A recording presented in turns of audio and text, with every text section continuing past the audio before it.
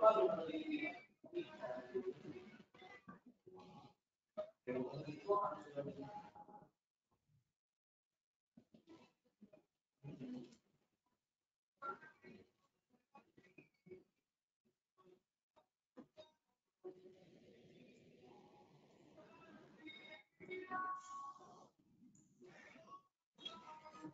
sahabat-sahabat trader. Ya, selamat sore.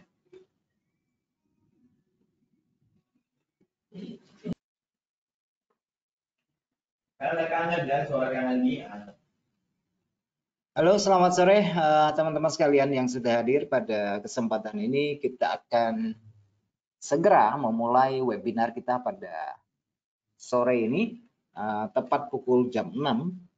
Dan topik kita pada hari ini adalah menyangkut tentang angka psikologis atau psychology numbers. Jadi sebagai pengantarnya teman-teman sekalian, kita akan memasuki agak sedikit melenceng dulu dari tema kita, tetapi nanti ada hubungannya dengan perdagangan yang kita lakukan di pasar forex atau komoditas atau indeks yang lainnya. Jadi ini masih ada koneksinya, masih ada hubungannya ya.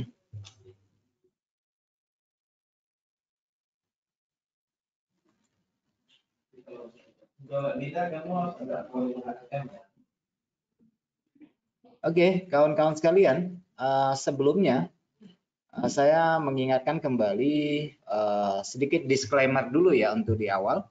Kawan-kawan sekalian, jadi apa yang saya sampaikan ini hanya berupa materi edukasi yang tentunya akan menambah wawasan dan pandangan di dalam melakukan perdagangan di dunia finansial. Namun perlu diingat bahwa perdagangan produk yang menggunakan daya ungkit atau leverage itu mengandung risiko dan belum tentu cocok buat semua orang. Jadi sebelum Anda memutuskan untuk melakukan perdagangan, baik di forex, komoditas, indeks, ataupun future, serta saham, sebaiknya teman-teman memikirkan kembali tingkat risiko yang ditoleransikan di dalam membeli sebuah tren. Oke. Nanti jika ada gangguan suara, ini sebelumnya saya mau tanya nih, suara saya bisa kedengaran jelas ya?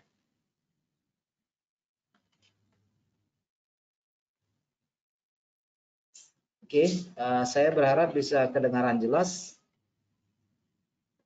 Jadi seandainya nanti kalau ada gangguan komunikasi, nanti saya diinformasikan ya, atau teman-teman mungkin ada gangguan pada sambungan Anda, entah internetnya agak lelet. Tolong dicek kembali di device yang teman-teman gunakan. Oke, bersama saya Adi Pangestu, analis dari HFM, akan mencoba memberikan pandangan dan penjelasan yang lebih sederhana di dalam memahami pasar pada kesempatan sore ini. Oke, yang seperti yang saya katakan tadi, kawan-kawan sekalian, kita agak sedikit melenceng dulu ya dari topik sebenarnya, tetapi nantinya itu ada hubungan yang kuat sekali. Oke, nah jadi cakupan webinar pada hari ini kita akan membahas tentang hubungan psychological pricing dan angka psikologi di dalam transaksi. Oke, jadi yang seperti saya katakan bahwa apa ya, ini adalah sedikit melenceng, tetapi intinya nanti itu ada hubungannya ya. Oke, jadi kalau berbicara tentang psychology pricing atau harga psikologis, ini kita agak memasuki sedikit tentang manajemen pemasaran ya kawan-kawan. Agak lari sedikit, tapi nanti kita akan melihat koneksinya ya, koneksi secara psikologisnya apa. Kita akan melihat hubungannya seperti apa. Nah, harga psikologis atau psychological pricing adalah strategi penetapan harga berdasarkan teori bahwa harga tertentu dapat memiliki dampak psikologis ya, memiliki dampak psikologis pada seseorang. Oke, biasanya ini merupakan cabang ilmu dari psikologi yang biasanya berhubungan dengan perdagangan, kawan-kawan sekalian ya. Itu banyak diterapkan oleh banyak perusahaan manajemen pemasaran atau pabrikan yang digunakan supaya untuk menciptakan satu satu kesan ya, satu kesan bahwa barang yang dibeli itu tidak mahal, gitu ya, untuk memberikan satu pandangan, satu satu pesan yang ditanamkan ke bawah alam bawah sadar dari calon pembeli bahwa barang yang dijual itu tidak mahal, gitu ya, kawan-kawan.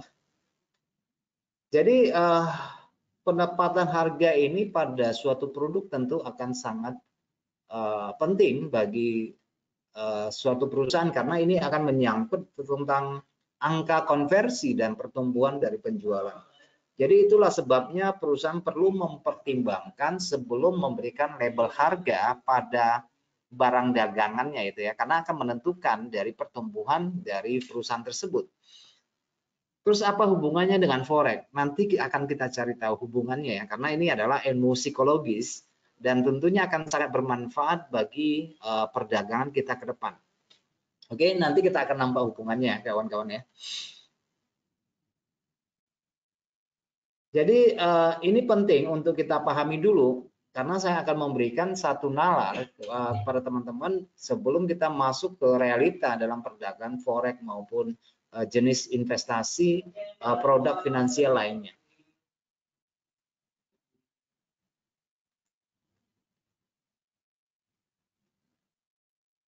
Oke, kita lanjut. Jadi harga psikologis ini diberlakukan oleh para pedagang dengan biasanya menetapkan harga yang ganjil ya. Biasanya menetapkan harga yang ganjil.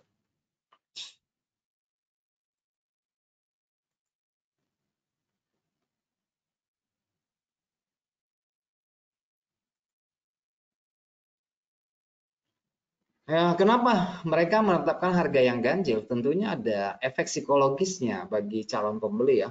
Karena penetapan harga ganjil ini akan membuat efek biasanya, membuatkan efek psikologis pada pembeli bahwa barang yang ditawarkan yang seperti saya katakan punya kesan murah ya, punya kesan ya tidak terlalu mahal. Jadi hal ini dikarenakan alam bawah sadar manusia memproses harga ganjil lebih murah daripada harga genap ya. Harga ganjil itu kelihatannya lebih murah dibandingkan angka genap. Oke, teman-teman sekalian, jadi biasanya biasanya orang kan suka membulatkan angka ganjil ya ke dalam bilangan genap. Oke, jadi kalau kita menggunakan angka ganjil itu kelihatannya lebih murah. Jadi yang memang tujuannya adalah untuk akses untuk mendapatkan pembeli, calon pembeli ya, yang lebih tertarik kepada produknya. Tujuannya sebenarnya seperti itu. Mungkin teman-teman sering melihat beberapa contoh dari dari penetapan harga baik di di Tokopedia maupun pada supermarket maupun di mall sering memberikan angka-angka ganjil yang tampil seperti ini ya kawan-kawan. Ada saya kasih contoh example kacamata di sini ada yang kasih harga $11 99, ada yang kasih 15,99. Nah, sebenarnya kita tahu sebenarnya ya barang itu ya harganya cuma sekitar $12 di sini. Gitu ya. Yang ini ya $16, kemudian di sini adalah $13 dan sini adalah $10. Kemudian biasanya kalau kita dapati di dalam iklan maupun advertising yang lain dalam media apapun biasanya ada harga lama yang di strip 2 ya, yang di strip 2 seolah-olah barang itu sudah diskon ya dengan harga sekarang. Kalau sebenarnya kalau kita sadar bahwa itu sebenarnya adalah sebuah trik marketing yang dilakukan oleh pedagang ya. Kelihatannya lebih murah ya karena ada angka lamanya. Padahal kita tidak tahu bahwa angka yang dicoret itu apakah benar persis itu adalah angka atau harga lama yang dijual, gitu ya. Dan hal ini diberikan supaya untuk memberikan efek kepada calon pembeli bahwa barang itu sudah terjadi penurunan harga dari harga yang sebenarnya. Kira-kira begitu ya. pada prinsipnya ya tidak begitu ya, karena memang tujuannya adalah untuk mempengaruhi calon pembeli. Nah, hal ini berlaku juga di dalam perdagangan forex. Nanti kita lihat ya. Nah, teman-teman bisa melihat di sini ada $11.99, $15.99 dan sebagainya ya. Tujuannya kelihatannya lebih murah. Lalu di bawahnya ada coret-coret seperti ini, 16.19 dicoret gitu ya. Memberikan kesan harganya itu sudah diskon nih, udah murah kira-kira begitu ya. Nah, kira-kira ini pesan yang ingin disampaikan oleh penjual kepada calon pembeli. Oke, teman-teman, sering jangan ketipu ya. Tetapi ya dibilang nggak ketipu, memang itu adalah penipuan yang sebenarnya ya penipuan sebenarnya. Kalau kita ngomong ya itu penipuan ya. Penipuan secara alam bawah sadar gitu ya.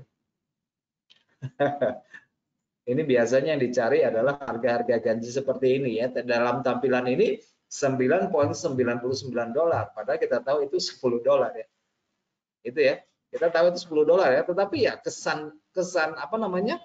Alam bawah sadar itu ya kadang-kadang memang tertanam di dalam apa? Di dalam alam bawah sadar kita bahwa harga itu sebenarnya ya relatif murah ya, meskipun selisihnya cuma 1 digit gitu ya.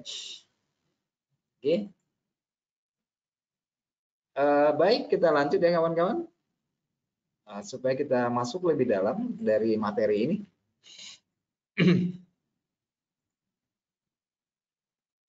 Oke, ya ini saya kasih sebuah sampel harga yang di sini adalah $9.99 ya. Jadi alam bawah sadar seseorang secara cepat biasanya akan memproses data yang langsung dilihat dari secara visual. Oke, bahwa sebenarnya barang itu menjadi $9 gitu ya.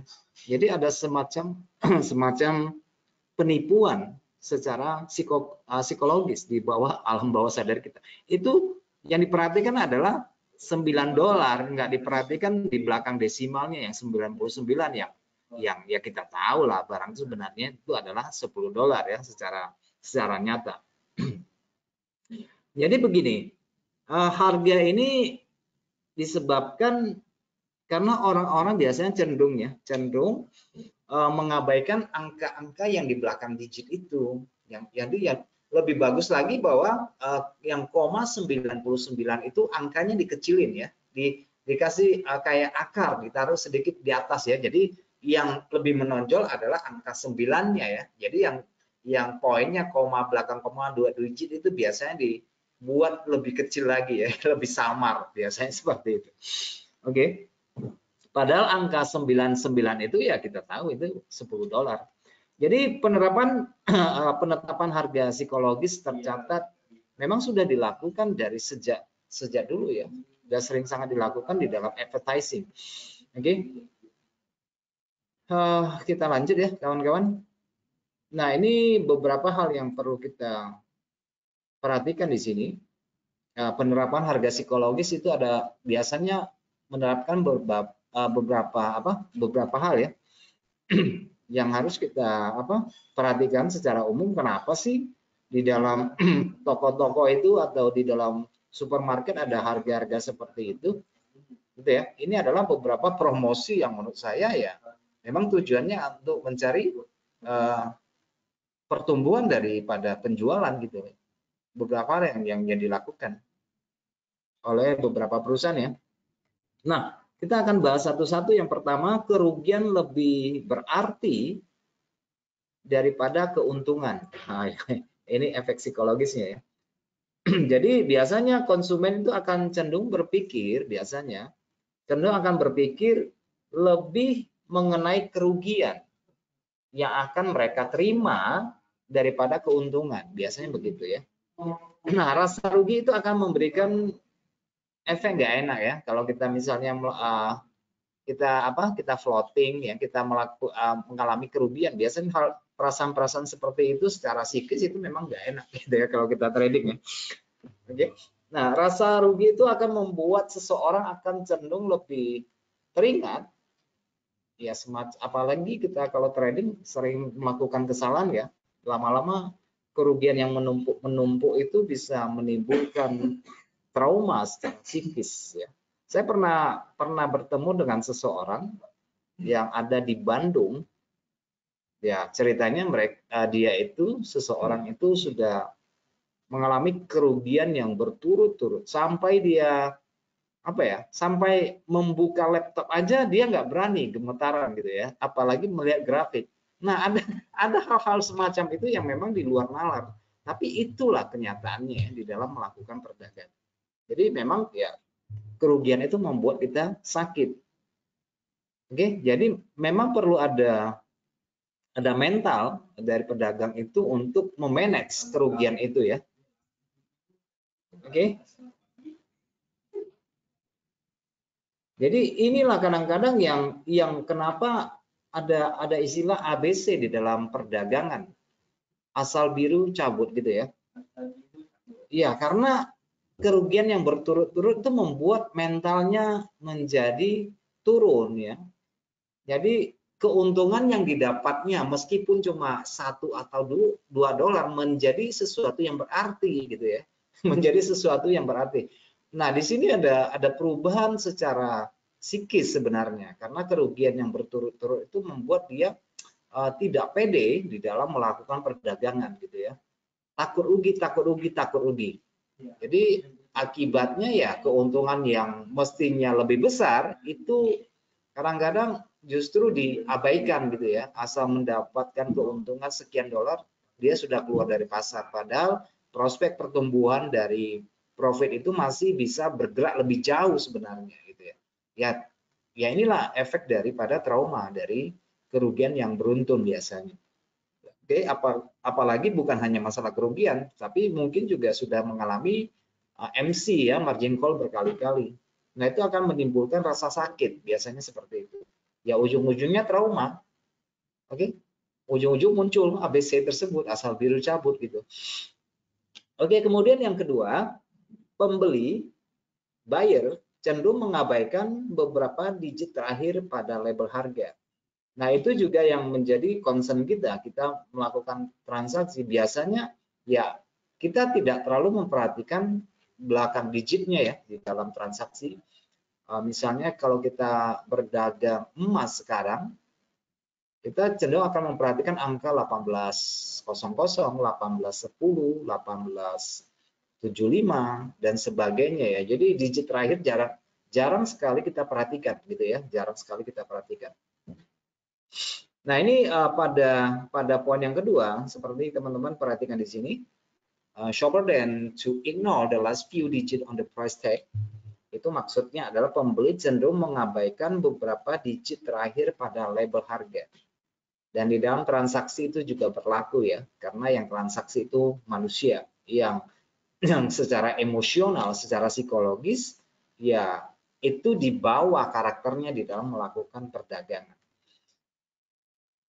Oke, saya sudah menjelaskan dari angka yang tadi ya, dari angka 9.99 tadi ya, bahwa pembeli cenderung mengabaikan 3 digit atau 2 digit di belakangnya dan cenderung akan menerapkan harga misalnya dalam bid dan S ya, atau poin eksekusi langsung di layar Anda yang ada 2 kotak buy dan sell, biasanya angka digitnya itu lebih kecil biasanya. Coba diperhatikan ya, ada nggak seperti itu? Oke. Nah, jadi yang ketiga, kawan-kawan, di dalam manajemen pemasaran juga menerapkan diskon lain di samping menetapkan harga psikologis. Oke. Teman-teman bisa lihat di sini diskonnya 50%, buy one get one seperti itu. Ya, tentu saja ini tidak terjadi di dalam forex ya. Kamu beli 1 lot bisa dapat lot, enggak seperti itu ya. Tapi ini adalah dalam promosi perdagangan, advertising di pasar-pasar ya, di pasar-pasar, buy one get one ya, gitu ya, kan ada ya.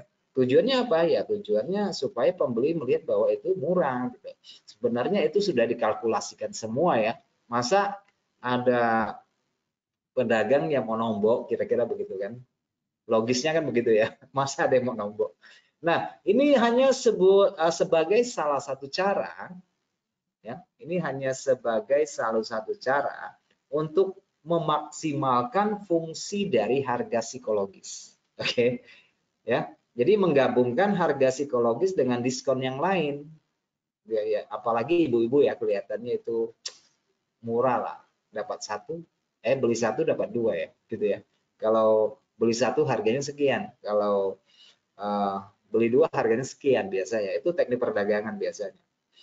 Oke, yang seperti saya katakan ini agak melenceng dari pokok persoalan, tetapi ini masih ada kaitannya di dalam perdagangan. Karena ini angka psikologis, menyangkut kesehatan psikologis kita. Oke, kawan-kawan sekalian, kemudian yang keempat adalah harga komparatif ya, comparative price. Nah, dalam pengambilan keputusan di dalam melakukan transaksi membeli dan menjual, seseorang sering juga memperhatikan harga barang lain ya. Nah, itu menurut saya yang jarang sekali dilakukan oleh trader. Oke, itu yang jarang sekali dilakukan oleh retail yang memiliki misalnya modalnya yang kecil, kemudian memaksakan untuk membeli produk finansial, pasangan mata uang, komoditas yang sebenarnya memiliki margin yang berbeda gitu ya. Sebenarnya memiliki margin yang berbeda. Nah, itu yang jarang dilakukan oleh pedagang gitu ya. Karena masing-masing pasangan mata uang dan komoditas memiliki tingkat margin yang berbeda, sehingga kekuatan dana seseorang belum tentu cukup untuk membeli emas dibandingkan membeli mata uang gitu ya. Misalnya uangnya cuma $50, kemudian dipaksakan untuk membeli emas yang notabene memiliki margin yang lebih besar gitu ya.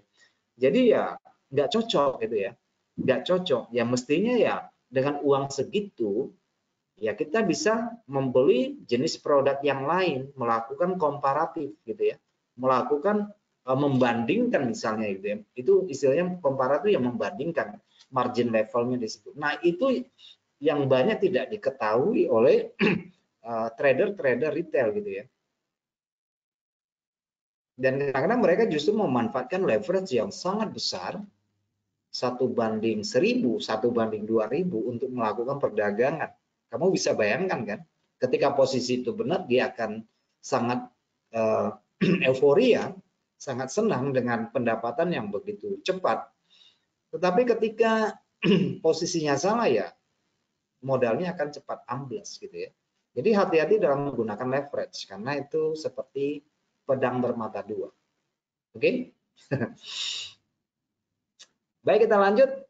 Selanjutnya, kawan-kawan, ini harga komparatif dalam pengambilan keputusan dalam membeli dan menjual.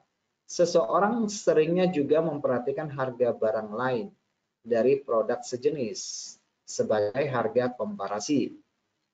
Sudah saya jelaskan ya maksudnya ya. Jadi harga komparatif ini berfungsi sebagai harga acuan pembanding.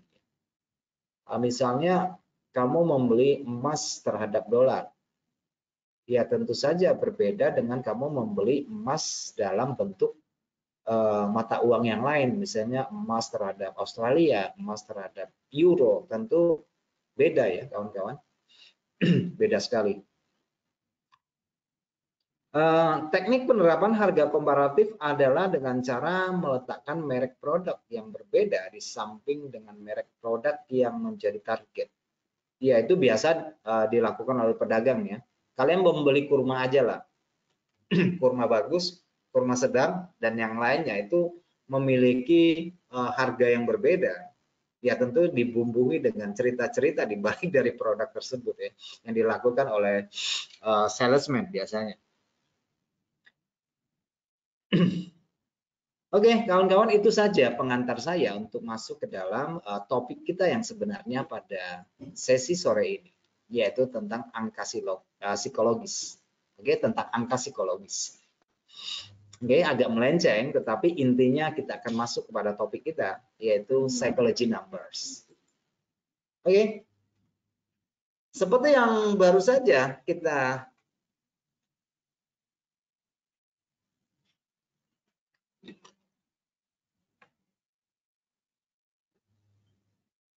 Jadi seperti yang baru saja kita pelajari tentang hal-hal dalam advertising tadi ya. Jadi penerapan psikologis dalam perdagangan konvensional dan itu juga berlaku di dalam perdagangan. Oke, kawan-kawan, belakangan ini saya sering menggunakan beberapa metode untuk kalian di dalam melakukan perdagangan cepat saji, gitu ya, scalping ya, itu cepat banget ya, itu cepat banget. Menggunakan angka-angka 25, 50, 75, 100. Nah, itu sebenarnya adalah angka-angka psikologis. Oke, cuma di dalam struktur harga yang kecil ya, dalam limit kecil, dalam bentuk limit kecil ya. Nah, jadi Forex adalah bisnis psikologis. Saya hari ini mendapat beberapa curhatan di dalam grup yang mengatakan dia loss. Oke, saya juga mendapatkan beberapa beberapa keluhan. Saya lossnya sekian sekian sekian. Kenapa dia mengeluh? Ya karena ini bisnis psikologis. Jadi kalau dia tidak mengeluh kepada orang yang bisa mendengarkan, dia akan tertahan di dalam batinnya. Jadi dalam hal ini kawan-kawan, saya menyarankan supaya kalian ketika melakukan transaksi sebisanya kalian tuh punya partner ya, 1 atau 2 orang. Oke, jangan tradingnya itu sendiri-sendiri ya. Gitu ya. Karena itu bisnis psikologis, oke? Kalau kamu salah, nanti kamu menjadi tidak waras. Oke, karena secara psikis kenapa ketika kamu rugi, kamu overpay untuk memaksakan kehendak kalian untuk melakukan open posisi yang berulang dalam kondisi yang salah. Oke, kenapa? Karena memang pertama yang kalian inginkan adalah bahwa setiap transaksi kamu harus untung. Nah, itu berbahaya sekali. Yang kedua, kalian tidak mempersiapkan diri untuk menerima kenyataan. Dengan kerugian satu kali membuat kalian merasa nggak terima, yang seperti saya jelaskan tadi. Karena kerugian itu membawa rasa sakit, nggak terima gitu ya. Nah, kalian sebenarnya harus berpikir bahwa itulah resiko di dalam melakukan perdagangan. Itu yang harus kita terima. Ya kalau perdagangan ada untung, ada rugi, itu hal yang lumrah kan, hal yang biasa kan. Nah di dalam trading juga sama. Oke, kalau kamu rugi, kamu loss, kamu kena stop loss, itu bukan hal yang memalukan. Oke, justru kamu ketika hal itu terjadi, kamu harus berhenti sejenak. Oke, set up kembali, tarik nafas yang dalam. Memikirkan kembali dari keputusan yang kamu ambil. Bahwa keputusanmu itu murni keputusan kamu tanpa dipengaruhi oleh media sosial, tanpa dipengaruhi oleh hasutan secara nggak sadar.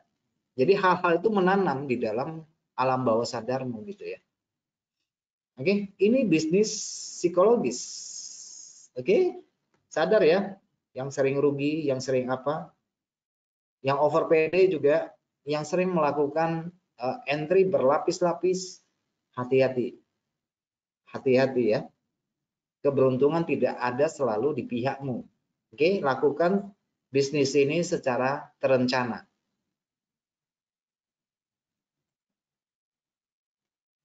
Baik kawan-kawan, selanjutnya saya materi tidak banyak, tetapi perlu fokus ya, perlu kesadaran kalian. Oke, kita akan membahas angka psikologis hari ini. Jadi saya kalau tentang psikologi trading itu hanya sekedarnya saja ya, sekedarnya saja karena namanya psikologi trading itu kalian sendiri mengalami. Oke, saran saya ya jangan kita selalu jatuh di lubang yang sama, melakukan kesalahan yang berturut-turut dan dengan kondisi yang sama.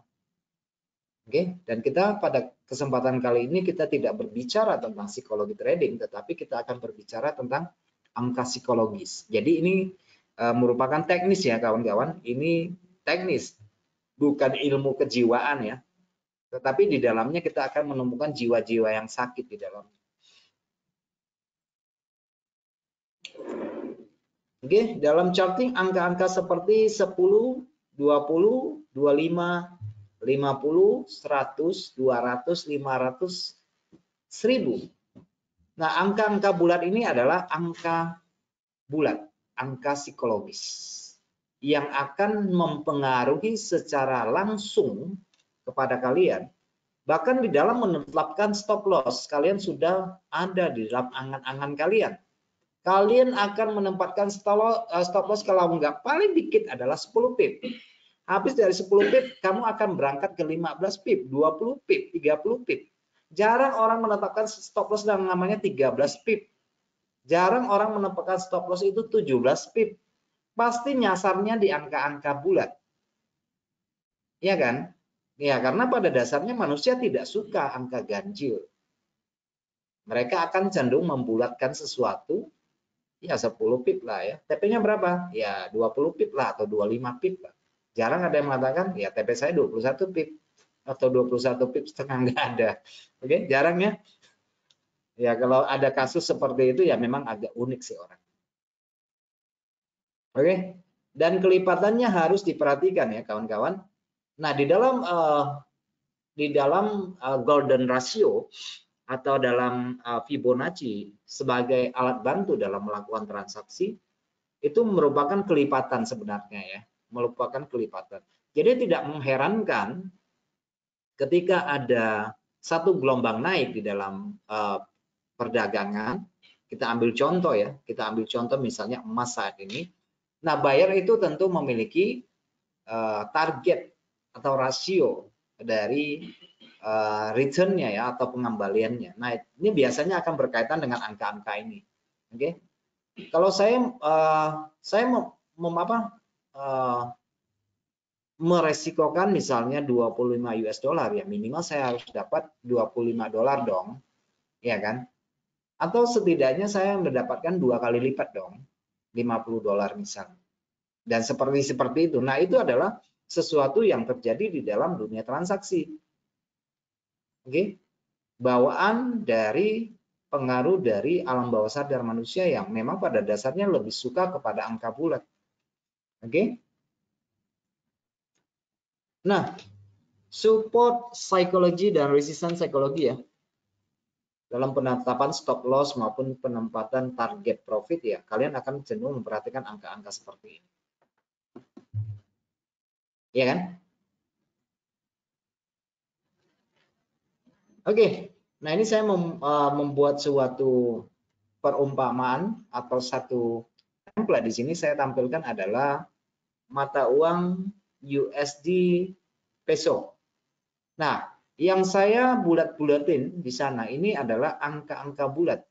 Oke, kelihatan mungkin tidak kelihatan angkanya di situ, tetapi garis-garis yang saya buat itu adalah angka bulat ya. Kawan-kawan di sini bisa lihat di sini di bawahnya mungkin tidak terlalu jelas buat kalian. Ada angka 20.0, 20.5, 21.0, 21.5, 22.0. Nah, ini adalah semua angka psikologis atau angka bulatnya di situ. Kenapa harga cenderung suka ke sana ya? Karena di situ banyak terdapat pending order pada area angka psikologis. Oke, nah ini adalah contoh dari tampilan komoditas emas atau spot gold ya di sini. Harga spot dari belakangan ini teman-teman bisa perhatikan angka apa yang paling dekat dengan harga sekarang. Angka 18 bukan? Nah, saya membuat contoh di sini adalah angka 2000, pada sisi atas ada 2075, pada sisi bawah ada 1675. Nah, teman-teman perhatikan bahwa tidak semua angka bulat itu bisa menjadi support dan resisten. Ada angka bulat yang memang menjadi pantulan-pantulan harga yang menjadi support dan resisten. Oke, tolong dicatat ya bahwa tidak semua angka bulat itu bisa menjadi support dan resisten. Tidak semua angka bulat itu bisa menjadi angka psikologis di dalam perdagangan produk. Jadi dari sekian banyak angka bulat itu hanya ada beberapa yang secara psikologi mempengaruhi pedagang. Oke, khususnya untuk emas misalnya angka 2000. Oke, kemudian angka 19, angka 18, angka 17. Oke, nah itu tentu saja dalam rasio yang besar ya, dalam range yang besar. Nah, biasanya angka-angka ini sudah pernah diuji di masa lalu. Oke, sudah pernah diuji, harga sudah pernah retest di daerah sana, maka dia akan menjadi level psikologi yang krusial di masa yang akan datang, gitu ya. Contohnya di angka 18 pada emas saat ini. Itu penting ya. Oke, selanjutnya ini adalah pasangan mata uang New Zealand atau biasa kita sebut sebagai kiwi. Saya juga mengambil satu contoh di sini pada time frame weekly. Nah, di situ ada angka psikologis 07500 dan 05500. Nah, memang tidak apa ya? Memang tidak harus bahwa harga harus sampai persis di angka tersebut yang seperti saya katakan. Kadang-kadang harga itu kurang dari angka tersebut, tetapi ada kalanya dia juga lebih sedikit dan kurang sedikit ya. Karena memang tidak ada angka yang sempurna. Oke. Cuma kalian perhatikan saja bahwa kecenderungan harga untuk mengetes suatu angka yang dilakukan secara berulang-ulang, maka itu akan menjadi level psikologis yang akan diperhatikan pedagang pada masa yang akan datang. Oke. Jadi di masa yang akan datang mereka akan cenderung memperhatikan angka tersebut. Contohnya pada BTC misalnya ya, BTC ya angka 20.000 itu akan diperhatikan orang terus-menerus. Kalau harga BTC naik ya ke angka 20.000. Gitu ya. Nah, sekarang mungkin mainnya di angka 16, 17, tapi ya itu tetap angka bulat. Tetapi bukan sebagai angka atau level psikologis yang kuat. Orang cenderung akan mengambil kelipatan seribunya ya. Cenderung mengambil angka kelipatan seribunya daripada 100. Ya, tentu saja ini berhubungan dengan nilai atau value dari barang tersebut, nilai dari mata uang atau komoditas tersebut ya. Jadi angka-angka yang besar akan diperhatikan.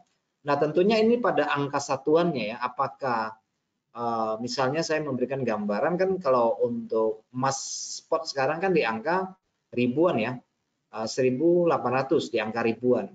Jadi mungkin nanti orang akan jarang memperhatikan angka satuannya ya, 5, 10 mungkin kurang diperhatikan. Tetapi itu berarti buat pedagang retail. Oke, itu berarti buat pedagang retail. Jadi mereka memiliki sasaran harga yang berbeda ya, dengan rasio atau range yang lebih lebar ataupun yang lebih kecil.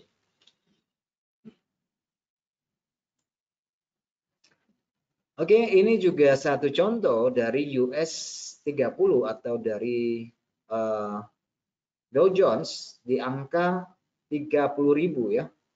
Ini merupakan angka psikologis. Tapi nanti kita akan masuk kepada MetaTrader supaya apa yang saya jelaskan ini teman-teman bisa paham mana sih angka level psikologis yang penting dan akan memiliki kemungkinan harga akan berbalik pada area tersebut. Apa saja sih yang harus kita perhatikan? Sehingga itu akan menjadi level buat turning point gitu ya. Nanti kita akan masuk kepada chartnya nanti di MetaTrader ya kawan-kawan. Nah, kadang-kadang yang seperti saya katakan pada contoh di sini adalah ketika terjadi penurunan selanjutnya ternyata harga cuma sampainya di 31.32 pada contoh di sini ya, contoh kasus di sini. Jadi kenapa harga nggak sampai di angka bulat ini? Ya, yang seperti saya katakan bahwa ya tidak ada angka yang sempurna. Kadang-kadang orang sudah merasa terlalu murah di sini. Oke, begitu mendekati angka 30 orang sudah cabut. Atau yang sekarang kalian perhatikan, ketika harga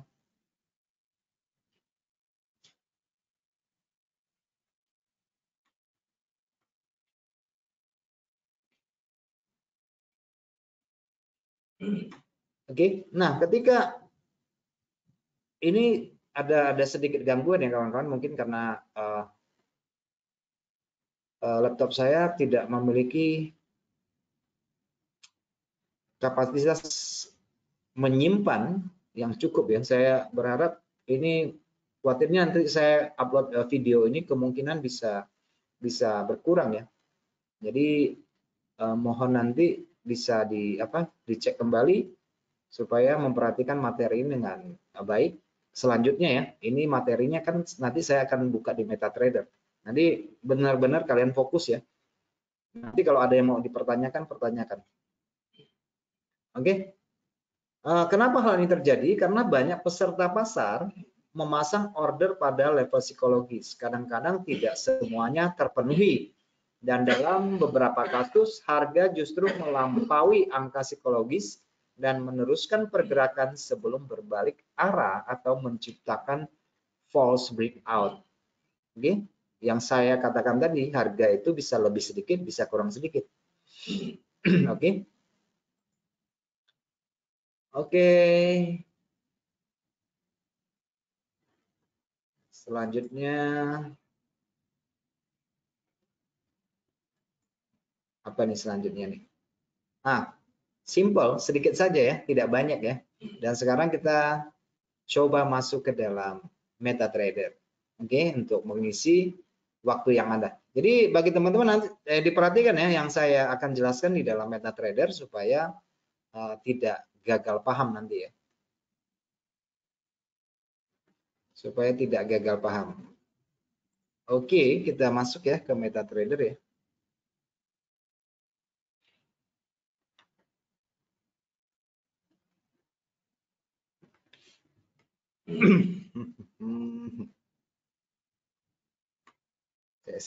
Sebentar.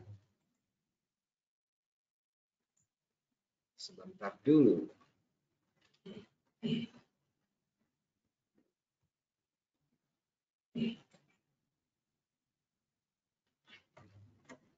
Oke, kita masuk kepada MetaTrader kita ya.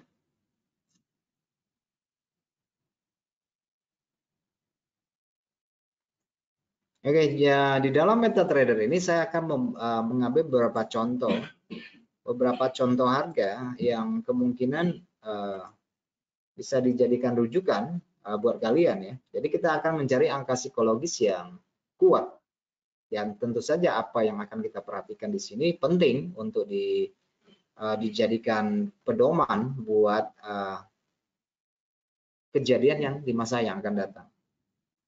Oke, jadi di sini saya mengambil contoh dari pound sterling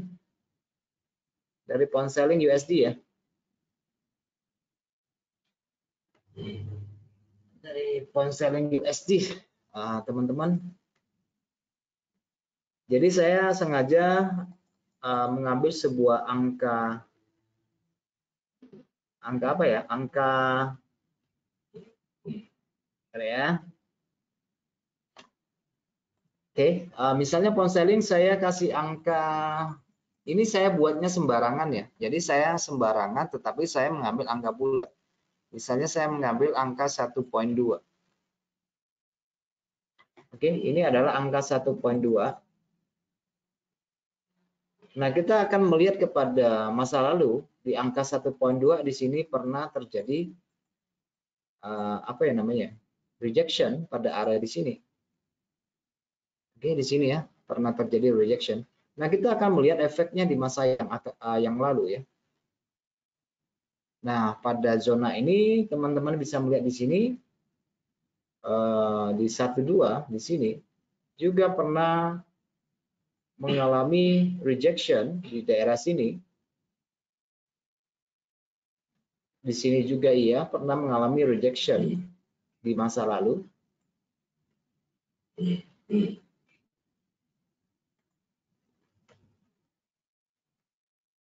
Oke. Banyak sekali harga yang pantul pada angka 12. Berarti angka 12 ini akan menjadi concern bagi pedagang di masa yang akan datang. Nah, dari angka 12 ini kita buat lagi satu level harga. Saya ambil per 500 ya. Karena memang range valutasi mungkin ya tidak sebesar emas. Saya dari 12 saya tambahkan menjadi 1500 atau sekitar per 500 pip. Nah, tentu saja ini juga angka bulat, tetapi mungkin tidak memberikan apa namanya ini ya di angka atas ya. Dia tetap akan memantul, tetapi tidak sekuat yang terjadi pada angka 12.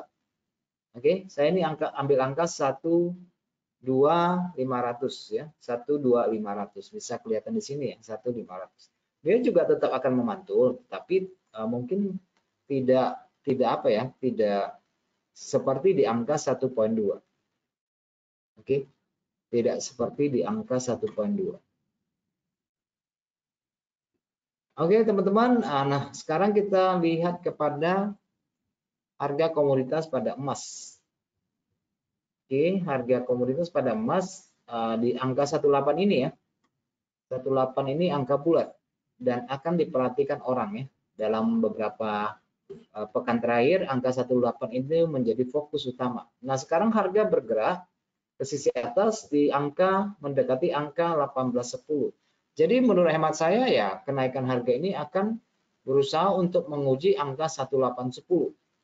Oke. Nah, apa saja yang harus kita perhatikan ya di dalam grafik terutama pada angka-angka yang bulat seperti itu. Nah, kita akan memperhatikan apakah akan terjadi penembusan harga atau terjadi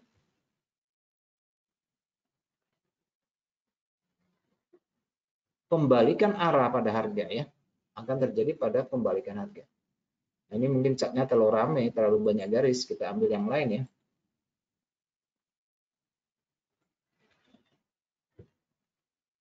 Kita ambil yang lain.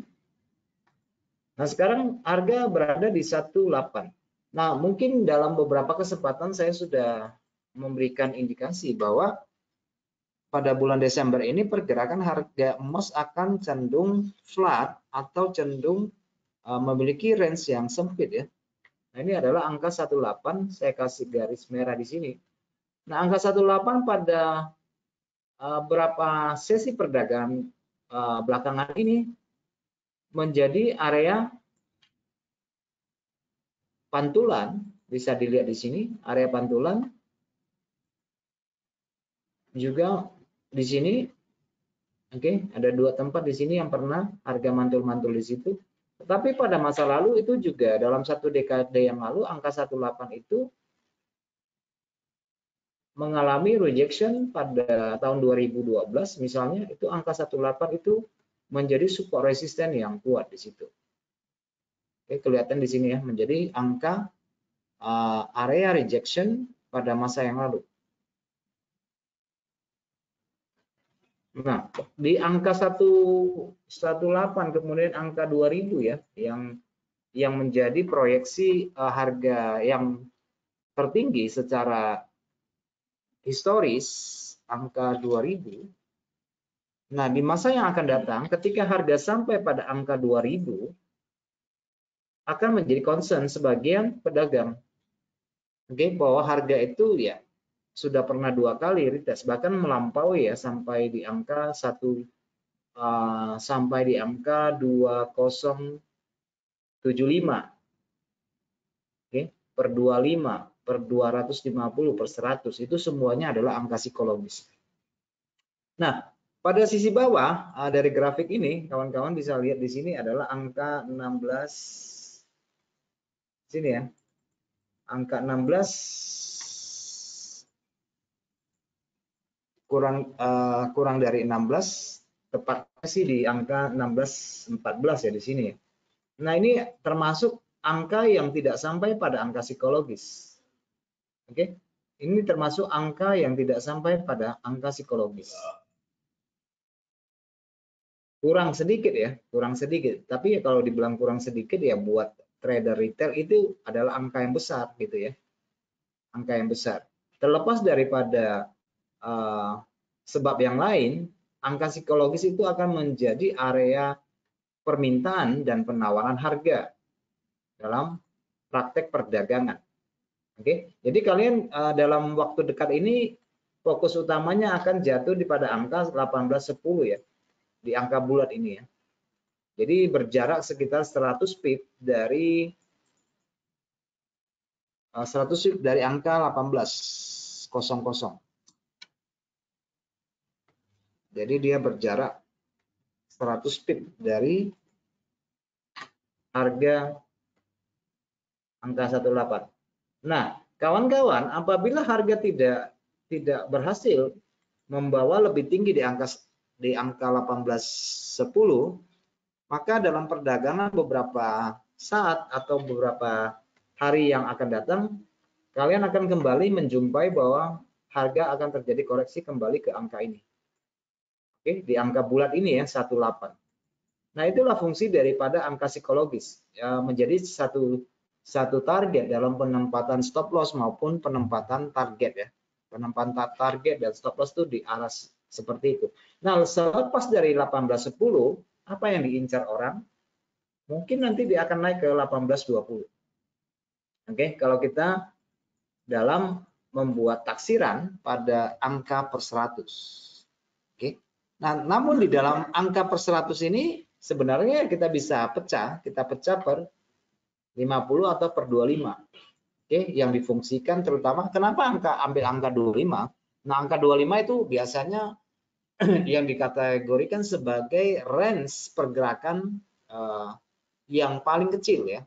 Di angka ini 25 pips itu pergerakan hitungan 1 jam ya, 1 jam atau 30 menit ke bawah, di bawah 1 jam ya. Itu adalah angka yang sangat logis untuk sampai, merupakan angka yang sangat logis untuk dicapai.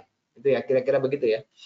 Jadi kalian sekarang bisa memperhatikan dari pergerakan spot emas itu akan cenderung mencari angka 18.10. Oke, dari angka 18.10 dia akan cari per 25, yaitu range terkecil. Dan seterusnya dan seterusnya. Ketika dia pulang kembali ke sisi bawah, hal yang sama juga akan berlaku. Oke. Nah, di angka 18.10 di sebelah kiri, mungkin teman-teman bisa perhatikan di sebelah kiri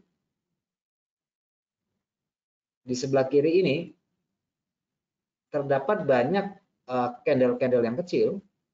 Itu rata-rata ada di angka bulat yang lebih kecil.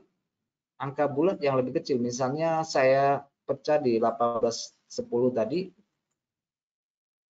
mungkin nanti bisa jatuhnya di 18.15. Jadi saya pecah ya, kira-kira ini resistennya ya, resisten dari candle-candle kecil ini berada di 18.15. Oke, jadi memang cukup ideal misalnya kalau terjadi sisi koreksi dari pergerakan naik saat ini, ya bisa ke 18.15 dulu kalau dia menembus 18.10 misalnya. Oke, 18.10. Tetapi perlu diperhatikan bahwa 18.15 ini merupakan ibaratnya adalah tujuan dari pergerakan harga pada sisi atas dalam waktu dekat ini. Kalau dia berhasil menembus 18.10. Nah, level-level harga ini perlu kita perhatikan karena acap kali bahwa terjadi pembalikan pada level seperti itu. Oke, misalnya kita ambil contoh ya.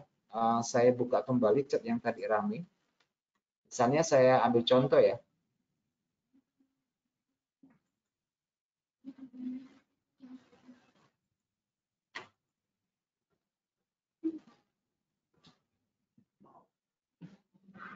Oke, saya ambil contoh sekarang.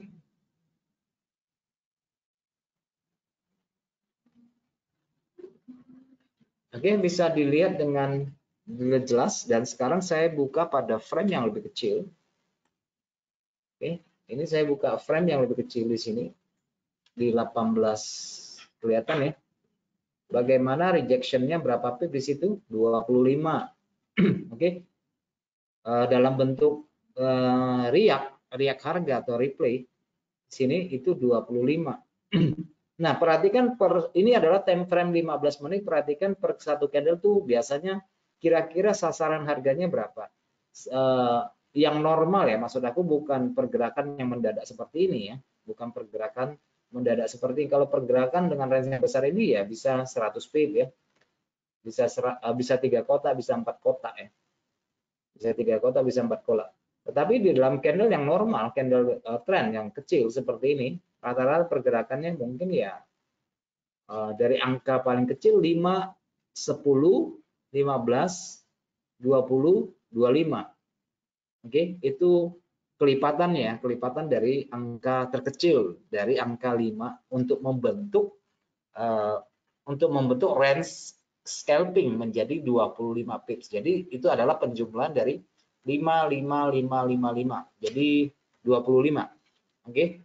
Ya tentu saja dengan range 25 ya kalian harus menempatkan target sekitar 20 pips ya. Jadi jangan sempurna betul sampai 25 pips ya. Jadi kan harga komoditas dan harga mata uang kan ada spreadnya kan. Jadi nggak mesti bahwa ya 25 ya targetnya 25. Bisa kalian kurangkan selisih spreadnya berapa. Seperti itu ya.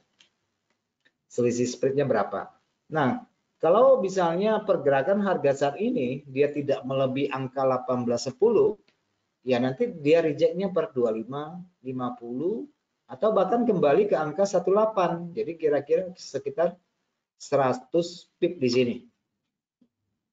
Oke, kira-kira 100 pip di sini. Oke, nah pada umumnya ketika pada angka bulat itu, kalian harus cenderung fokus pada titik pembalikan atau titik penembusan. Oke, titik pembalikan atau titik penembusan. Seperti yang terjadi misalnya di sini. Di angka 18, di garis kuning ini, garis kuning ya, angka 18, itu terjadi penembusan candle bullish yang besar.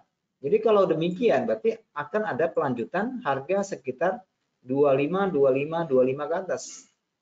Karena terjadi penembusan pada angka penting di angka bulat tersebut yang menjadi level psikologis dan yang menjadi angka yang selalu diperhatikan oleh analis, yang diperhatikan oleh pedagang belakangan ini. Gitu ya. Jadi terjadi penembusan.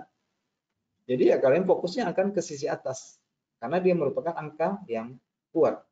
Nah, ketika terjadi penurunan misalnya nanti yang kalian perhatikan ya angka 18 ini.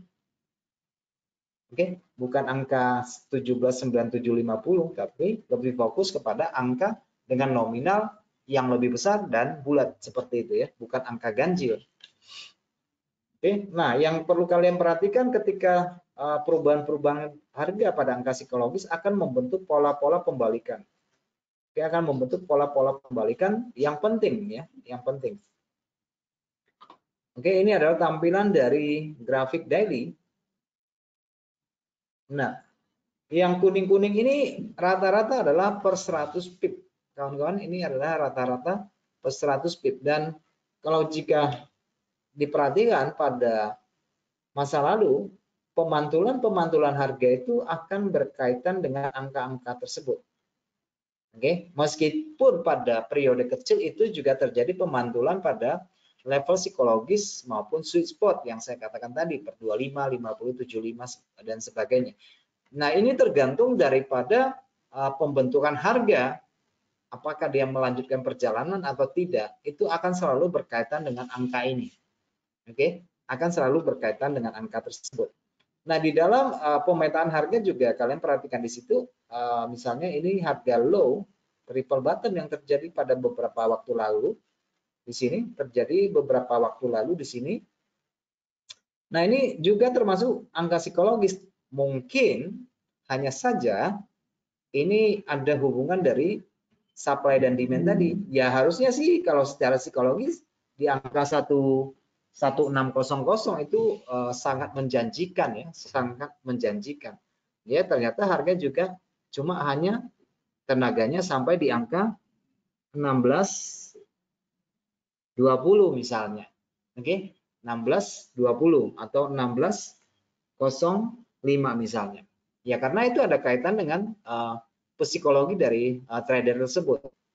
Oke, sudah keluar dari posisi sebelum harga mencapai angka psikologis. Sudah dilepas posisi jualnya atau sudah dilepas posisi belinya.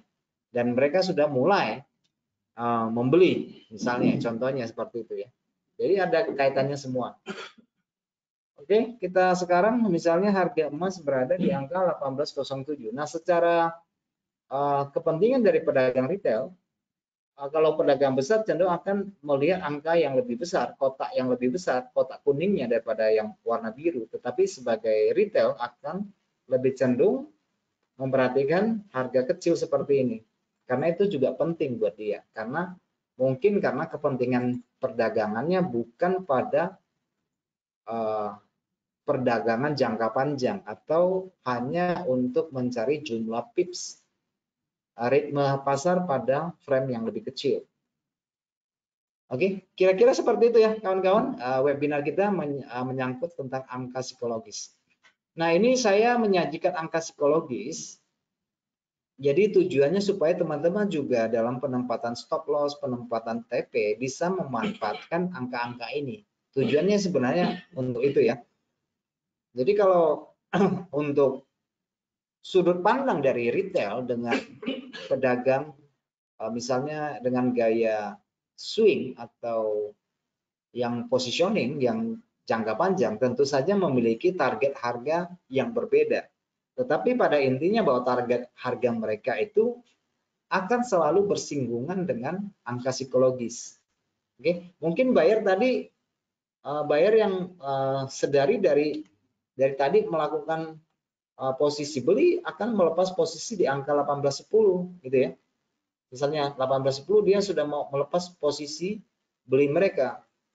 Misalnya ya. Tetapi kenapa harga belum sampai di sini ya? Kita tunggulah kira-kira begitu ya. Mungkin nanti sampai di 18.10 mereka akan lepas posisi dan sebagainya. Jadi angka-angka penting itu perlu kita perhatikan.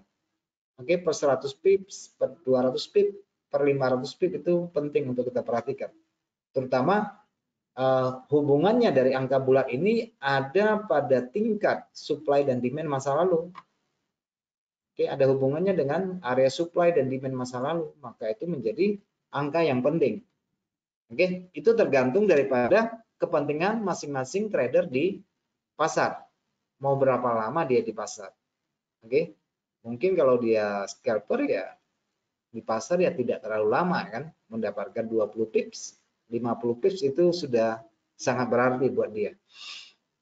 Oke, teman-teman, sampai di sini saja materi kita pada sore ini, tidak terlalu berat. Oke, menurut saya ini tidak terlalu berat dan ya semoga yang saya sampaikan ini bermanfaat buat teman-teman sekalian.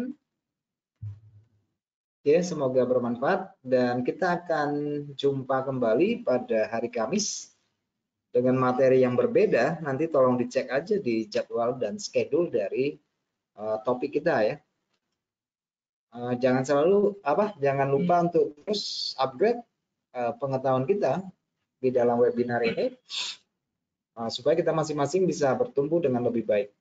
Oke, sampai jumpa pada sesi berikutnya.